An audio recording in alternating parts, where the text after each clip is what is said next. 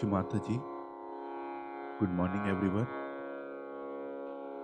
Let's bow down to Shri Mataji, raise our Mother Kundalini and put Bandhan.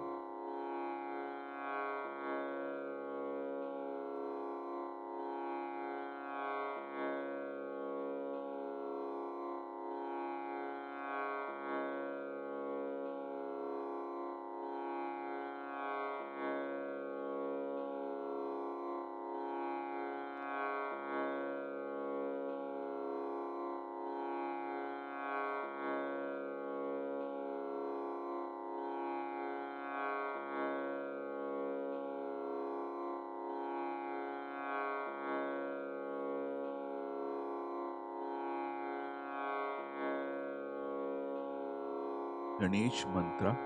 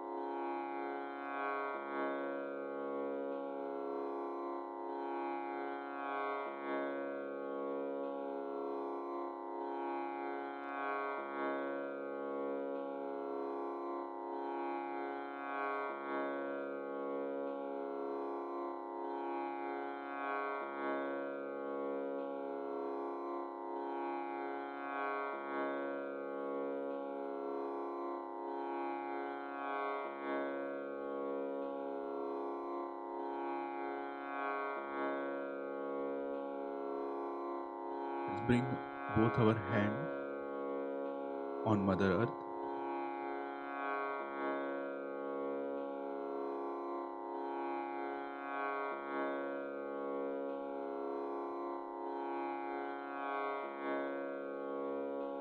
Attention on Muladhara Chakra.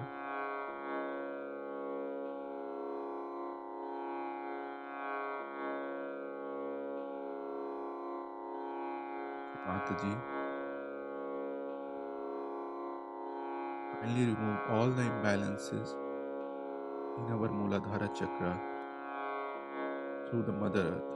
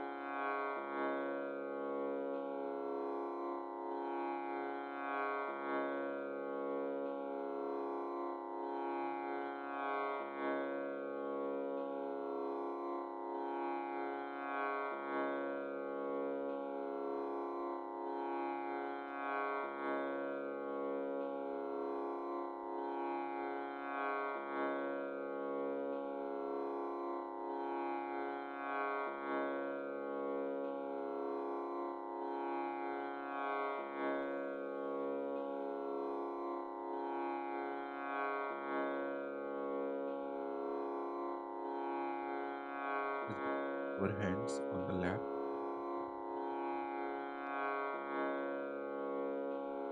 Let's bring our attention on left heart.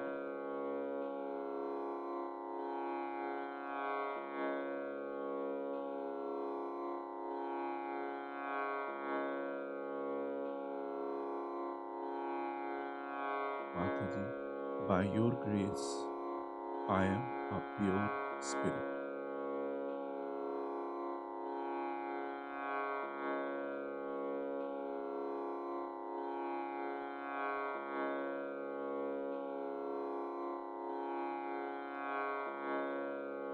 Kindly bless us with divine unconditional love in our heart.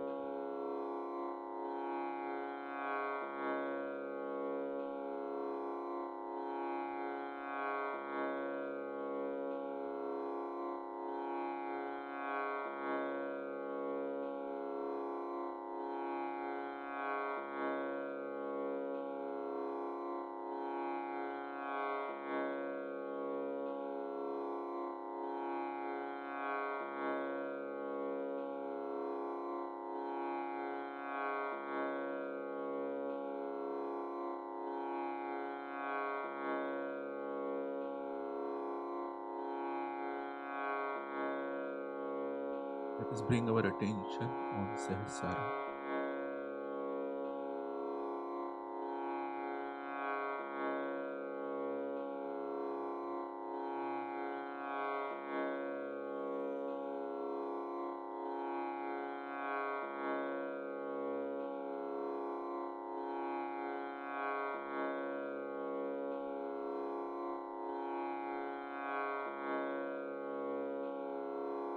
Mataji, you are the goddess of Sahasrara.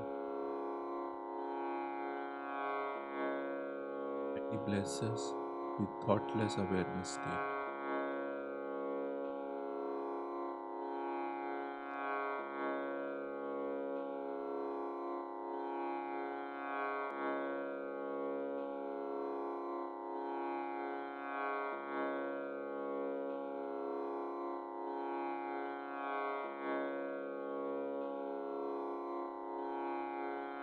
Let us listen to Shimataji speak.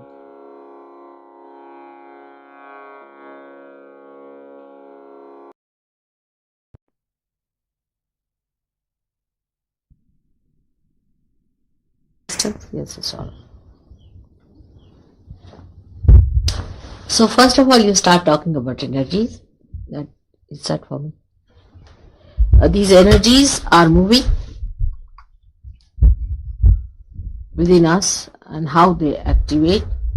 When you talk of the third energy, which is the one which has evolved us, that's how we are here. and you talk about yourself, the controlling part, which is controlling you, the spirit. So if you go on an abstract line, it would be very appealing, I tell you.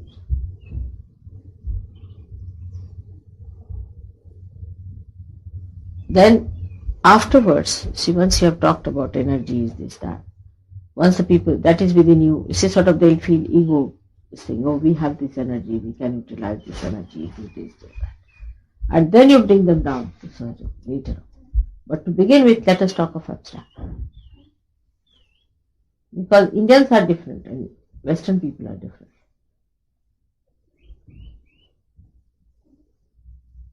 They are fed up of religion, they are fed up of all this. So if you talk of religion, it creates a problem. That's why in the beginning, you see, Vedas, when they were written down, they didn't talk of God or deities at all. They talked about God, about the Creator, but just about Brahmadeva. Throughout Hiranyagarbha, Brahmadeva, right side, they talked. And the whole thing is that mantra is like Bhur Bhuva Swaha, three things. Now Bhu is actually the Muladhara. It's the earth according to Muladhara. Muladhara chakra and Muladhara itself. Then Bhuva. Bhuva is the one which is called the Antariksha, is the one which is all created. He talks of Brahmadeva. Then Swaha. Swaha is capacity to burn off of the Agni. See? It is so surprising. And then they talk of Mahatapa. Tapaha and Maha. Swaha, Mahatapa. So when they talk of Swaha, they talk of Maha. Maha is what you call the great. Allahu Akbar. And of Tapa. Tapa is the one where you have to become a tapasvi, means a person who is going into penance, that of Christ. And they say that you have to penetrate through the Surya. That is this. The whole thing is in such an abstract way. And then you get to your moksha. So they have talked of all the chakras. But if you talk about the abstract part of it, people have no objection. They listen to it. They say it's good. There's no religion as such. So today especially, I'm talking about Vedas and this Havanas we do. When we do the Havan, it is a Yajna. Yajna means by which you know. Yajna means to know. Yajna. And this is done where you use Swaha as the word. That means you use the principle of fire to burn off all that is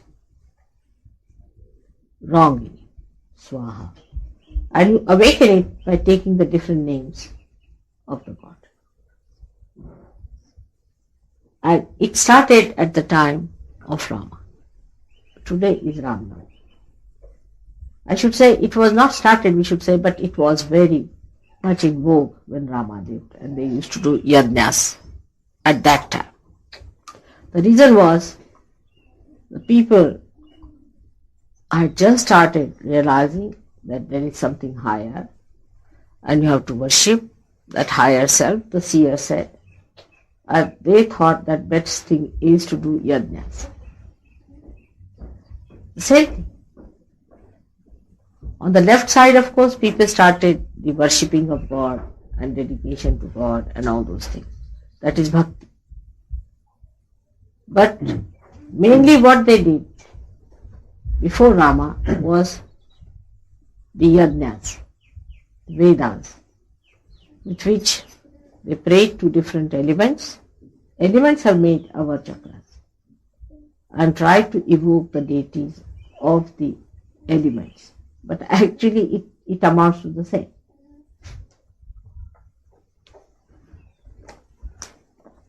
So as a child, Rama was studying with a very great saint.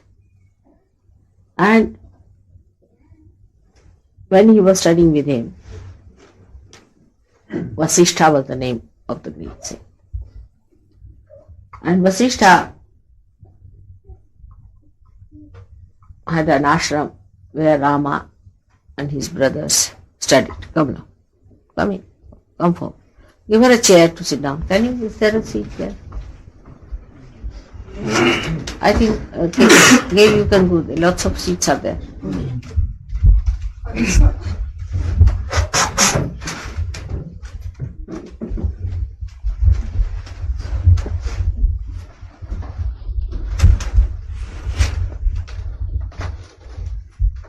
Rama was studying with this Vasishtha, and they used to come for holidays to father's place. Then she had the capacity to kill a demon with only one arrow. It's called an Ekabani. One arrow was sufficient of Sri Rama. And he was a small little child, say about 7-8 years of age. And people were surprised how he could do it. So whenever they had a yajna, now these yajnas were created to awaken, to evoke the deities inside the spinal cord, actually. And for these yajnas, they used to sit down and do all these havanas the way we do it. But at that time, the Rakshasas would come and try to spoil the yajna. Because yajnas are to be done with pure heart and with cleanliness and with purity. It should not be insulted. There is a protocol about it. While they thought that if we insult the deities there, then the deities will disappear and their yajnas will be spoiled. Now these yajnas were done in the olden times even when Rama was not here. But at the time of Rama also, there were some Rakshasas who took a special pleasure in spoiling these yajnas. And Rama as a child would go and protect them from the demons. And the demons would take some sort of a funny form and come like invisible creatures and put some bones of animals and things like that in the yajna. And that would spoil the effects of the yajna. And Rama would protect that as a child. Imagine, as a child he used to do that. They would be doing the yajna and he would be sitting outside with all his small brothers around him, and they would kill the demons who would try to destroy the yajna. This is the early life of Rama, in which you see how, as a child also, he showed amount of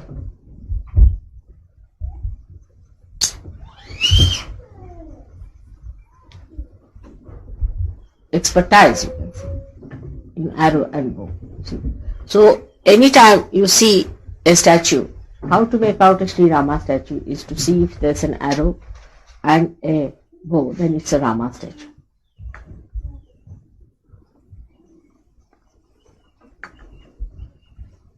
Now he is coming on this earth, gave us the development of the right side. And so the yajnas were also on the right side. Because, first of all, when human beings came on this earth, they were frightened of all the animals who would invade them and all kinds of horrible Rakshasas and all those people and negative forces they would trouble them. So in that state, they needed to create a king, a ruler, who was an ideal king and he would rule according to the laws of Dharma. So he was the one in charge of that era, what we call as Satya Yuga, I could say. But actually, he was here in Treta Yuga. That's the time when he was here, was Treta Yuga. And Krishna came at the time of Dwapar Yuga. And today is the time when I came, it was Kali Yuga. But now today, the time is of Kruta Yuga. The Yuga where work will be done. Kruta means work will be done. This is the time where work will be done. So how things have moved from one to another.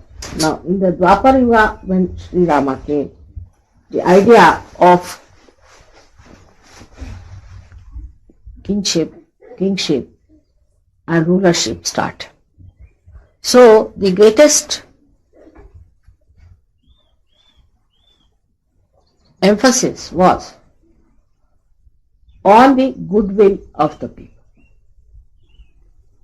The people had to have goodwill for the people and for the king and for the betterment of humanity. The will, that is the right side. So how to create the goodwill in people? First, the leader has to sacrifice and show how far he can go in sacrificing to keep the morale and the goodwill of the people. So the right side was created by the advent of Sri Rama because he showed a path of creating among people the awareness that they should be ruled, that they should not be anarchist. There should be one head who should be able to organize, coordinate and work out a collective thing. You see, when we think of a king, we want to oust him because we don't like the idea of being ruled by him. Because he's not a good king, perhaps, or he doesn't represent that will of the people, which is a common will, which creates this king who rules for the maintenance of that good. See, it is a symbolic expression of your good. So when you create a law, it is also the expression, common expression of all the common people, of the common feeling that they should abide with law. It doesn't come to you that you are a slave, or you have to be dominated, or you have to be put down.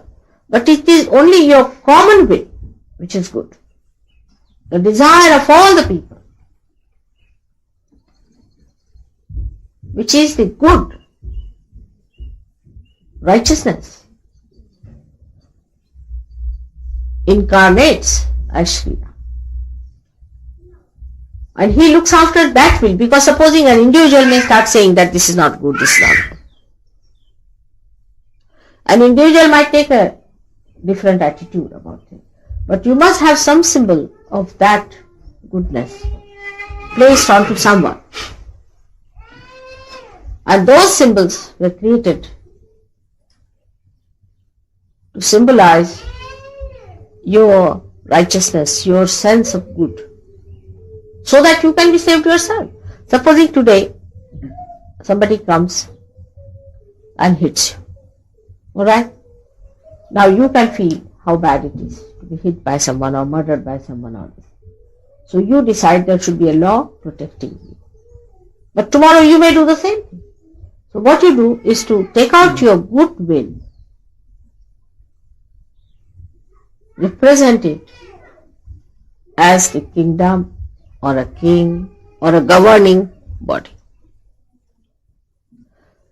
So the government as it is represents, should represent also, both ways. It's not that it always represents, it may not at all represent, may not, possibly, but that the government itself should represent the good in you, the purity in you, the pure will to be good, to be protected, and that you should also abide by.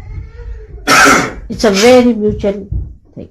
But what happens that once you start electing someone like that, or making someone like that, or appointing someone like that, as usual, he goes into a ego trip. Simple thing like that. It's absolutely simple ego trip. The government gets into an ego trip. People get, amazed how people behave. They elect, supposing a prime minister, and suddenly you find the prime minister behaves like a brute.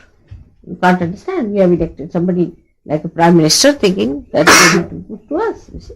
It's possible. And then the revolutions take place while people revolt, fight it out.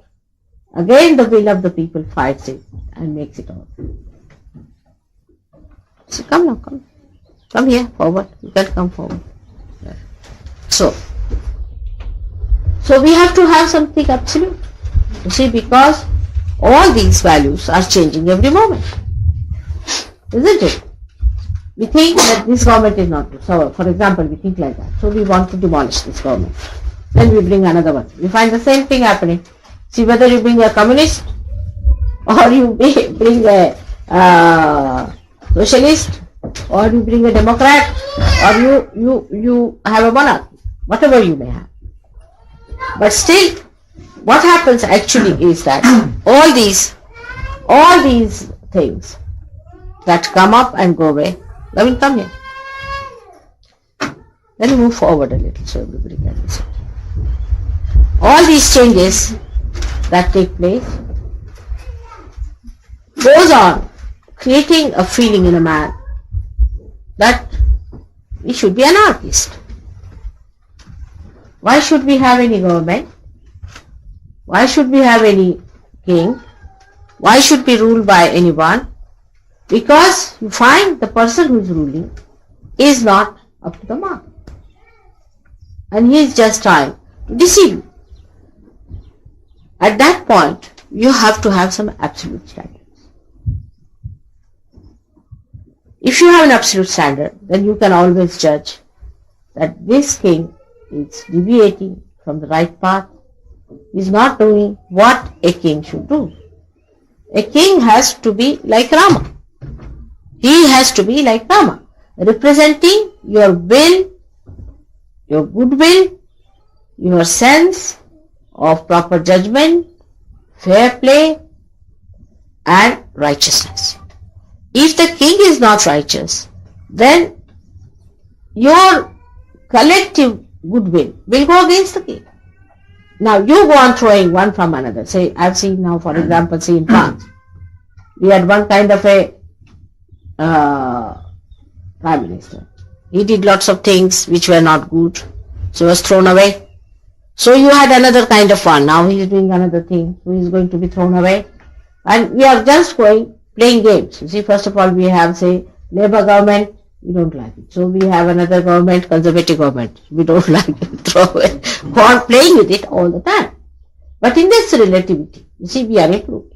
Definitely. We are more aware, understanding, and the value of these people, and also the public is understanding.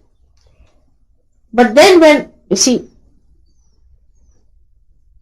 too many such people come in who are negative, they also bring down the will, the collective will, very low. And people start identifying themselves with these autocrats, or you can say those people ego-oriented, who have no moral values, who have no fear of God, who deny religion, who deny evolution, and the government starts behaving in such a manner that you are amazed. How is this the government? Like, you can say, in Chile, in Argentina, the way government is behaving and is putting down the people. All these things are happening. You see, you don't know. It's such a relative terminology. Like El Salvador, you don't know what to do with that now, whom to support. Whether to support the Americans or to support the Russians and all that. Now, under these circumstances, the Sahjogi can stand and say, now what, should we join this or that? All is a wasteful thing. It's just a game going on. Let them break their heads. They are good for nothing, useless people. So you cannot solve these problems and you are not supposed to solve them. They must get their realization and establish the kingdom of God. So really Rama rules on this earth and not these horrible kings who change their morality every day, who change their ideas every day, those who are built sometimes for something materialistic. I would say now in our country, we thought that we'll have Mrs. Thatcher. Good, very good. She's coming up very well. I should say certain good things she's saying, like self-restraint and all that. Those things she's talking good things. But what about herself following this? Sri Rama not only propounded what was good, but he followed that. He sacrificed for that. And he established his own symbol as a pure symbol of that righteous will that is within the people, which is the collective righteous will. Now, for example, you can see clearly how the ego-oriented things work out. You see, first of all, by misidentifications we can have. Now, if you are a communist, you have to be out and out communist. You cannot have compromise between democratic methods and communism. You can't find any integration. They think if you have to be this, you have to be absolutely this. If you have to be that, you have to be absolutely that. But in Sahaja Yoga, what you find is both are integrated. Because you have the complete capital with you and have to distribute it. This is a complete integration here. All these isms and all that are experiments of the artificial, of the mind, just a projection of the mind, which is whatever man-made is artificial, you know that. But what is God-made is all integrated, that whatever you have within yourself, you must give it to others. Now see for administration also. What happens after surgery? Say, I am, say, your mother here sitting down. You like me to guide you. You like me to govern you.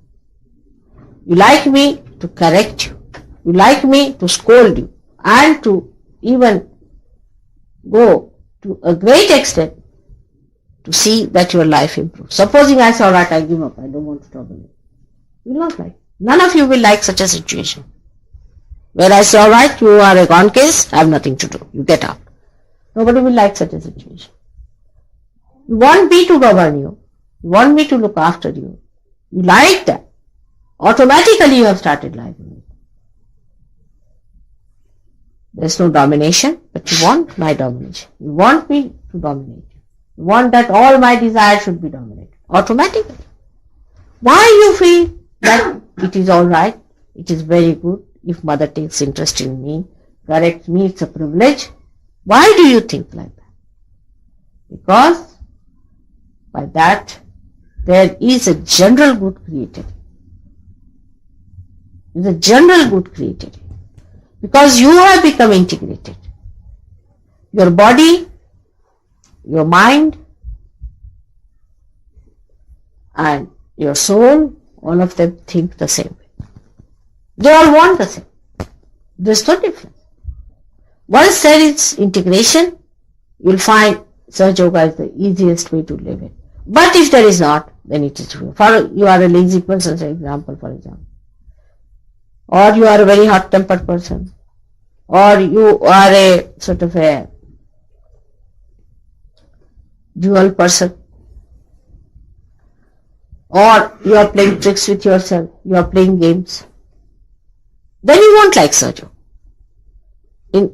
As long as these situations are in you, you will not like Sahaja Yoga. But once this situation is overcome, then you will like it. Because then you will know that whatever is good for your spirit is for the well-being of you all and of all the people. once this well-being comes in, everyone feels absolutely nourished and fresh. So, the governing part is enjoyable. The correction part is even more enjoyable, and that you are in the attention of your mother is such a great feeling within yourself that yes, no, nothing will go wrong with me, she'll look after. She is there to look after. But this integration part comes very late because of ego problems. You have built up egos because of wrong type of people administering you. From your childhood, you might have had bad parents who never talked of God, of good things, of life. They themselves did not lead a life of sacrifice. Very self-indulgent parents can create a problem like that. They never gave you the right type of life, a proper value system which should have been there. They never educated how to enjoy righteousness, virtues in life. Possibly later on, the country in which you are born, the other people who surround you also might have done that. Also, your government, whichever you have known, must have done that. So when these things change, when you find that you have achieved that kind of integration within you, that whatever your body likes is too good for your spirit also. Like say for example, I don't like certain things myself. I don't like drinks. I don't like it. I just don't like it. Nobody can tempt me. I mean, no question of temptation. I just don't like. I will hate the things which are really bad for my spirit. Automatically, I don't have to tell myself. It's just that. To tell lies, I don't lie. Alright. Because it harms me there. I don't lie. Whatever is good for your spirit will automatically work out as soon as this integration takes place. And this is the work of Sahaja Yoga today. That's why I said it is Kruta Yoga. Is to be done.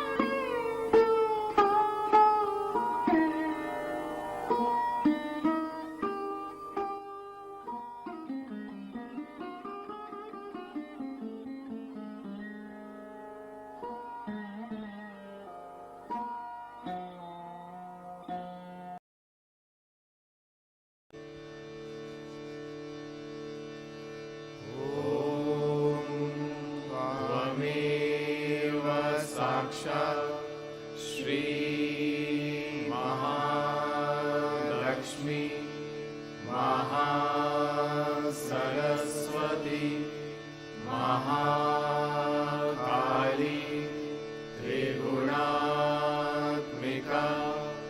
Kundalini साक्षात् श्री आदिशक्ति माताजी श्री निर्मला देव्यै नमो नमः।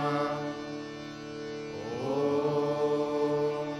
त्वमेव साक्षात् श्री कल्की साक्षात् श्री आदिशक्ति माताजी श्री निर्मला देव्यै नमो नमः।